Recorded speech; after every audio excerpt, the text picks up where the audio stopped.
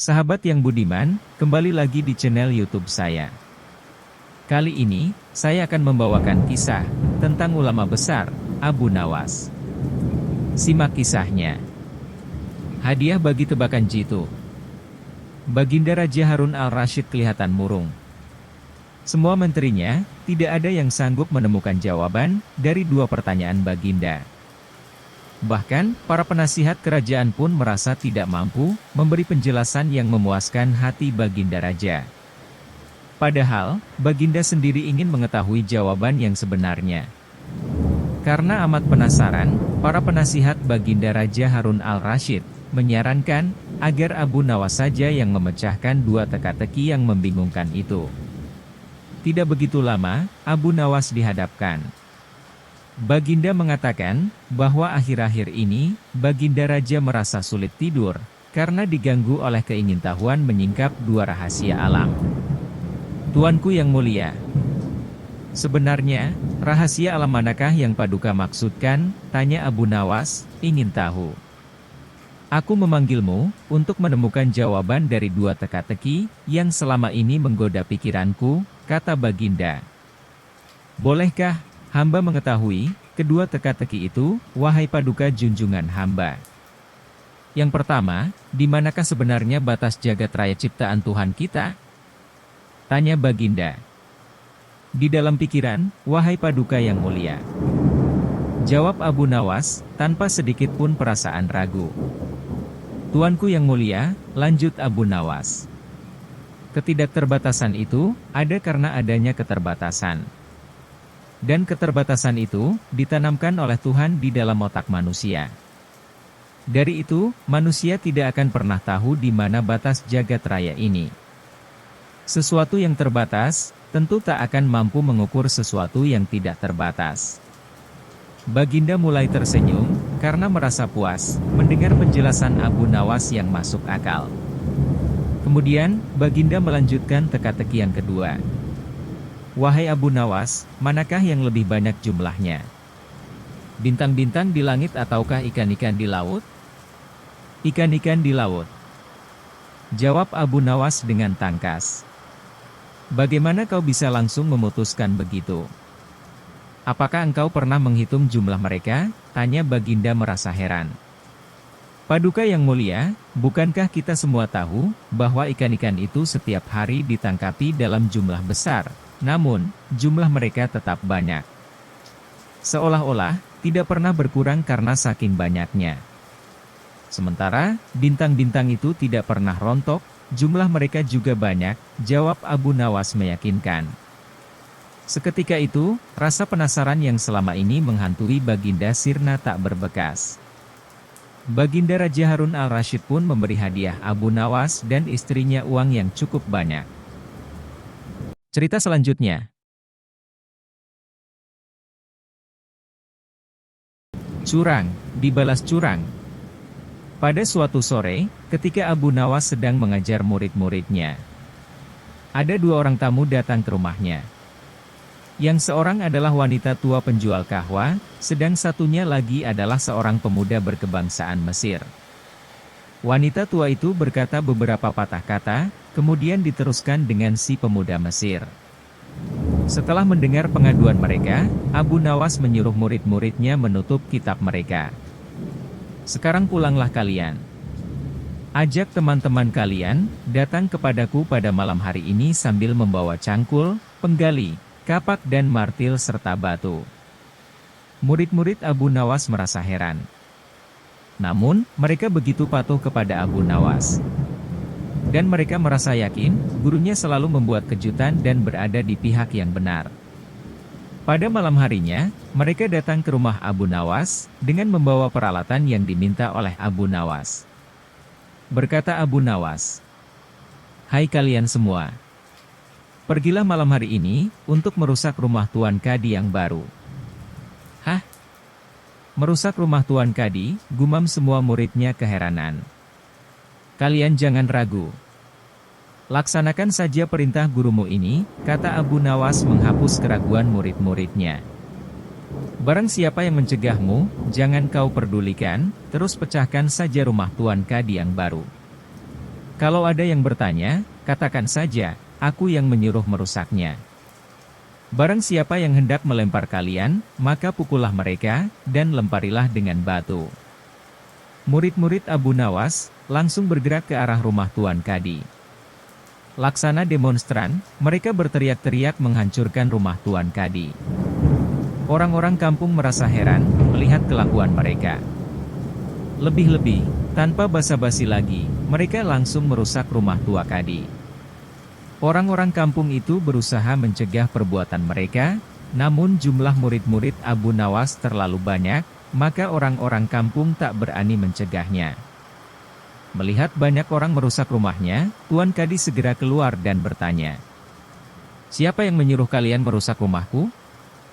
Murid-murid itu menjawab, "Guru kami, Tuan Abu Nawas yang menyuruh kami." Setelah menjawab pertanyaan Tuan Kadi, mereka bukannya berhenti, malah terus menghancurkan rumah Tuan Kadi, hingga rumah itu roboh dan rata dengan tanah. Tuan Kadi hanya bisa marah-marah. Karena tak seorang pun berani membelanya. Dasar Abu Nawas. Provokator, orang gila. Besok pagi, aku akan melaporkannya kepada Baginda. Ternyata benar, esok harinya, Tuan Kadi mengadukan kejadian semalam, hingga Abu Nawas dipanggil menghadap Baginda. Setelah Abu Nawas menghadap Baginda, ia ditanya, "Hai Abu Nawas, apa sebabnya kau merusak rumah Kadi itu?" Abu Nawas menjawab, "Wahai tuanku, sebabnya ialah, pada suatu malam, hamba bermimpi, bahwasanya Tuan Kadi menyuruh hamba merusak rumahnya. Sebab rumah itu tidak cocok baginya, ia menginginkan rumah yang lebih bagus. Karena mimpi itu, maka hamba merusak rumah Tuan Kadi."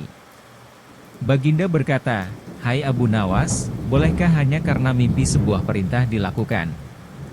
Hukum dari negeri mana yang kau pakai itu?"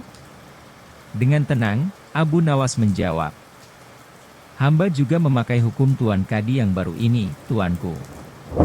Mendengar perkataan Abu Nawas, seketika wajah Tuan Kadi menjadi pucat. Dia terdiam 1000 bahasa. "Hai Kadi, benarkah kau mempunyai hukum seperti itu?" tanya Baginda. Tapi Tuan Kadi tiada menjawab, wajahnya nampak pucat, tubuhnya gemetaran karena takut. "Abu Nawas, jangan membuatku pusing. Jelaskan, kenapa ada peristiwa seperti ini?" perintah Baginda. "Baiklah." Abu Nawas tetap tenang. "Baginda, beberapa hari yang lalu, ada seorang pemuda Mesir datang ke negeri Baghdad ini, untuk berdagang sambil membawa harta yang banyak sekali. Pada suatu malam, ia bermimpi kawin dengan anak Tuan Kadi, dengan mahar sekian banyak. Ini hanya mimpi, Baginda." Tetapi, Tuan Kadi yang mendengar kabar itu, langsung mendatangi si pemuda Mesir dan meminta mahar anaknya. Tentu saja pemuda Mesir itu tak mau membayar mahar hanya karena mimpi. Nah, disinilah terlihat arogansi Tuan Kadi. Ia merampas semua harta benda milik pemuda Mesir, sehingga pemuda itu menjadi seorang pengemis gelandangan, dan akhirnya ditolong oleh wanita tua, penjual kahwa. Baginda terkejut. Mendengar penuturan Abu Nawas, tapi masih belum percaya 100%, maka ia memerintahkan Abu Nawas agar memanggil si pemuda Mesir. Pemuda Mesir itu, memang sengaja disuruh Abu Nawas menunggu di depan istana. Jadi, mudah saja bagi Abu Nawas memanggil pemuda itu ke hadapan Baginda. "Hai anak Mesir, ceritakanlah hal ihwal dirimu, sejak engkau datang ke negeri ini." Ternyata, cerita pemuda Mesir itu sama dengan cerita Abu Nawas. Bahkan, pemuda itu juga membawa saksi, yaitu Pak Tua pemilik rumah di mana dia menginap. Kurang ajar. Ternyata, aku telah mengangkat seorang kadi yang rusak moralnya. Baginda sangat murka. Kadi yang baru itu, dipecat dan seluruh harta bendanya dirampas, dan diberikan kepada si pemuda Mesir. Setelah perkara selesai, kembalilah si pemuda Mesir itu dengan Abu Nawas, pulang ke rumahnya. Pemuda Mesir itu hendak membalas kebaikan Abu Nawas. Berkata Abu Nawas, Janganlah engkau memberiku barang sesuatu pun kepadaku. Aku tidak akan menerimanya sedikit pun juga. Pemuda Mesir itu betul-betul mengagumi Abu Nawas. Ketika ia kembali ke negeri Mesir, dia menceritakan tentang kehebatan Abu Nawas itu kepada penduduk Mesir, sehingga nama Abu Nawas menjadi sangat terkenal. Cerita selanjutnya.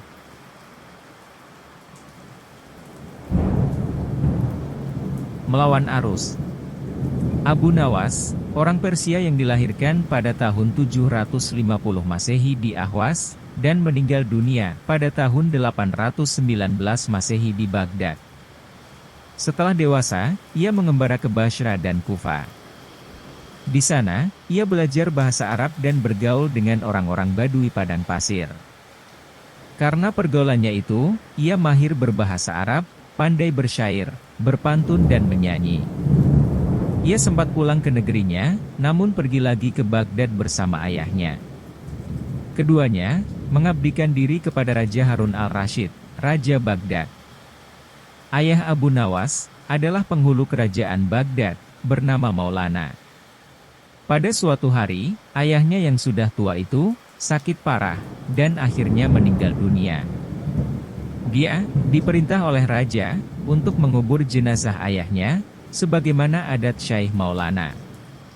Apa yang dilakukan Abu Nawas hampir tiada bedanya dengan ayahnya, baik mengenai tata cara memandikan jenazah hingga mengkafani, menyalati dan mendoakannya. Maka, raja bermaksud mengangkat Abu Nawas menjadi penghulu, menggantikan kedudukan ayahnya. Mendengar rencana itu, Abu Nawas, yang cerdas nampak berubah menjadi gila.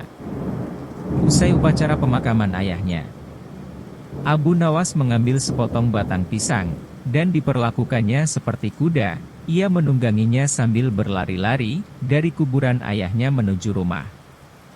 Orang yang melihat, terheran-heran dibuatnya. Pada hari yang lain, ia mengajak anak-anak kecil dalam jumlah yang cukup banyak, untuk pergi ke makam ayahnya. Di atas makam itu, ia mengajak anak-anak bermain rebana dan bersuka cita. Kini semua orang semakin heran atas kelakuan Abu Nawas. Mereka menganggap Abu Nawas sudah menjadi gila karena ditinggal mati oleh ayahnya. Pada suatu hari, ada beberapa orang utusan dari Raja Harun al-Rashid datang menemui Abu Nawas. "Hai Abu Nawas, kau dipanggil raja untuk menghadap ke istana," kata wazir utusan raja. "Buat apa raja memanggilku?" "Aku tidak ada keperluan dengannya," jawab Abu Nawas, dengan entengnya seperti tanpa beban. "Hai Abu Nawas, kau tidak boleh berkata seperti itu kepada rajamu. Hai wazir, kau jangan banyak cakap. Cepat ambil ini kudaku, dan mandikanlah di sungai, supaya bersih dan segar," kata Abu Nawas, sambil menyodorkan sebatang pohon pisang, yang dijadikannya kuda-kudaan. Si wazir hanya geleng-geleng kepala, melihat kelakuan Abu Nawas. "Abu Nawas, kau mau apa tidak menghadap raja?" kata wazir. "Katakan kepada rajamu aku sudah tahu, maka aku tidak mau," kata Abu Nawas. "Apa maksudnya Abu Nawas?" tanya wazir dengan rasa penasaran. "Sudah pergi sana, bilang saja begitu kepada rajamu," kata Abu Nawas, sembari menyaruk debu dan dilempar ke arah si wazir dan teman-temannya. Si wazir segera menyingkir dari halaman rumah Abu Nawas, lalu melaporkan keadaannya kepada Raja Harun al-Rashid. Dengan geram, raja berkata, "Kalian bodoh semua. Menghadapi Abu Nawas saja tidak becus. Ayo pergi sana ke rumah Abu Nawas, dan bawa dia kemari dengan sukarela ataupun terpaksa." Si wazir segera mengajak beberapa prajurit istana, dan membawa paksa Abu Nawas ke hadapan raja.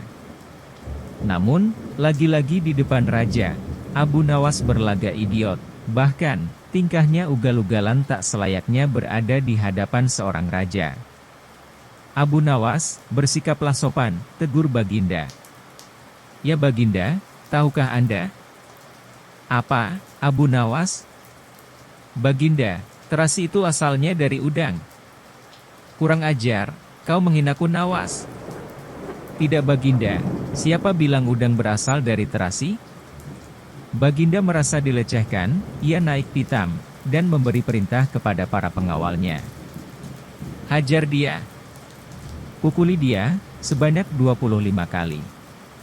Abu Nawas yang kurus kering itu, akhirnya lemas tak berdaya, dipukuli tentara yang bertubuh kekar.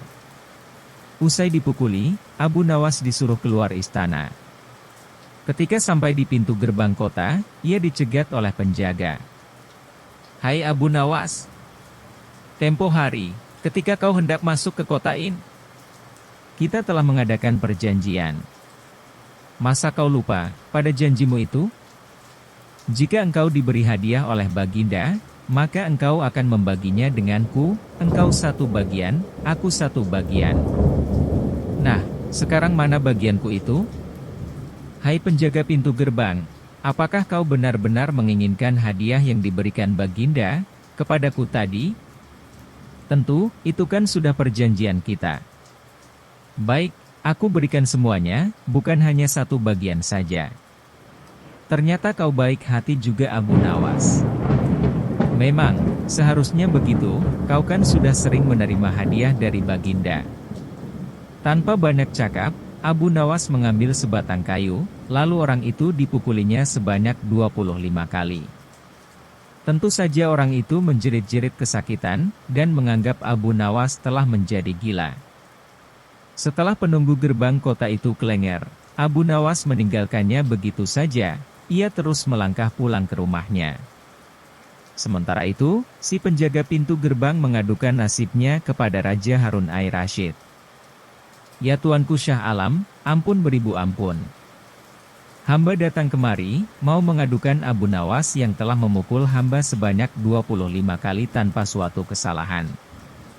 Hamba mohon keadilan dari Tuanku Baginda. Baginda segera memerintahkan pengawal untuk memanggil Abu Nawas. Setelah Abu Nawas berada di hadapan Baginda, ia ditanya. Hai Abu Nawas, benarkah kau telah memukuli penunggu pintu gerbang kota ini? Sebanyak 25 kali pukulan? Ampun Tuanku, hamba melakukannya, karena sudah sepatutnya dia menerima pukulan itu. Apa maksudmu? Coba jelaskan sebab musababnya, kau memukuli orang itu, tanya Baginda. Tuanku, kata Abu Nawas. Hamba dan penunggu pintu gerbang ini telah mengadakan perjanjian, jika hamba diberi hadiah oleh Baginda, maka hadiah tersebut akan dibagi dua. Satu bagian untuknya, satu bagian lagi untuk saya. Nah pagi tadi, hamba menerima hadiah 25 kali pukulan, maka saya berikan pula hadiah 25 kali pukulan kepadanya. Hai penunggu pintu gerbang, benarkah kau telah mengadakan perjanjian seperti itu dengan Abu Nawas? Tanya Baginda. Benar Tuanku, jawab penunggu pintu gerbang. Tapi, hamba tiada mengira jika Baginda memberikan hadiah pukulan. Dasar tukang peras, sekarang kena batunya kau, sahut Baginda sambil terbahak-bahak. Abu Nawas tiada bersalah, bahkan sekarang aku tahu, kalau penjaga pintu gerbang kota Baghdad, adalah orang yang suka memeras. Kalau kau tidak mau merubah kelakuan burukmu itu, sungguh aku akan memecat, dan menghukum kamu. Ampun Tuanku, sahut penjaga pintu gerbang dengan gemetar. Abu Nawas berkata, Tuanku, hamba sudah lelah, sudah mau istirahat, tiba-tiba diwajibkan hadir di tempat ini, padahal hamba tiada bersalah. Hamba mohon ganti rugi.